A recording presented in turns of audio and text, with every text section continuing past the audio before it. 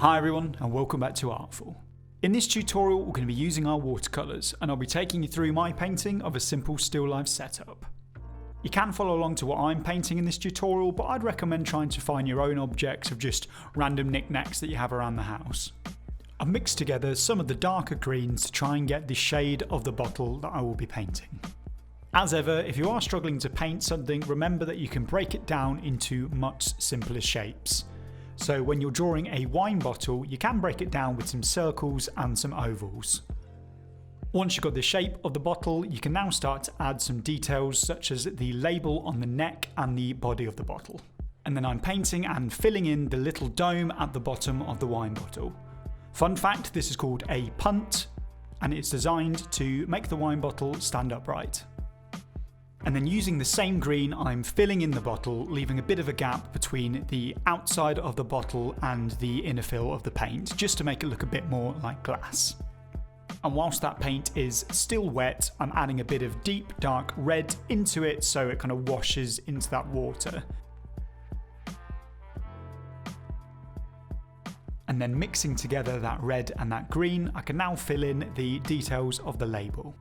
And there's a very simple wine bottle finished, the first step of your still life setup. On to the next object. I'm going to be painting our plant, or more specifically the plant pot. I'm mixing together a bit of black, a bit of dark blue and a bit of orange to get this nice muddy terracotta kind of colour. I'm mixing together some more earthy greens on top of that green paint that we already have in our tin, just to start to paint the leaves. Now I'm painting this all out in one colour because once it's dry I'm going to go and add more detail in with a darker green. If you do follow along to this tutorial or make your own still life, then please let me know and tag me on Instagram at ArtfulBox. Really I just want to have a nosy at all the sorts of weird objects that people have. When I'm painting things like leaves, I always find it helps to kind of paint them in a swift, fluid motion. So don't deliberate too much, try and get it in the one stroke. Our plant's not quite finished yet, but I'm not going to work into it too much whilst it's still wet.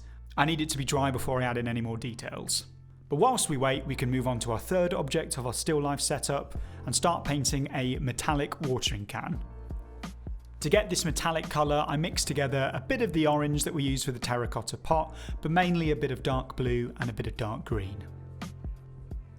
Again, like the wine bottle, if you are struggling with the shape, you can break this down into two ovals.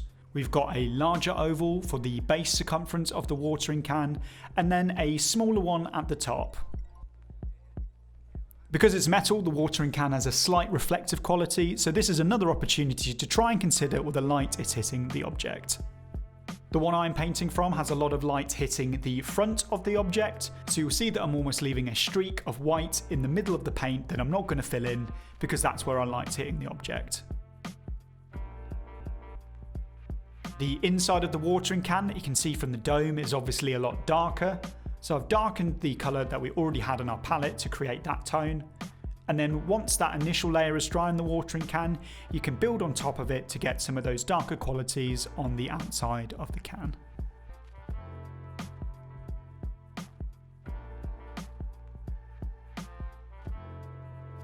I'm painting that all important line in the back of my object so it doesn't look like I've just got random things floating in a white void. And now our plant's dry, I can work into that terracotta pot with a darker shade of that orange that we still have in our palette. And using a darker green, I can outline all the leaves of the plant.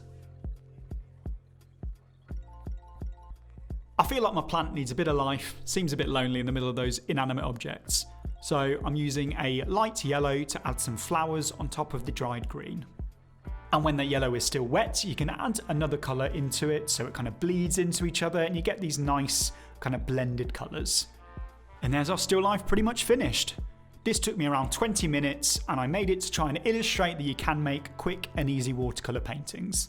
Let me know in the comments down below how you got on painting your own still lives. Next week we're going to be using the medium from our latest box, so we're going to have another soft pastel tutorial. Thank you very much again for watching and I'll see you soon.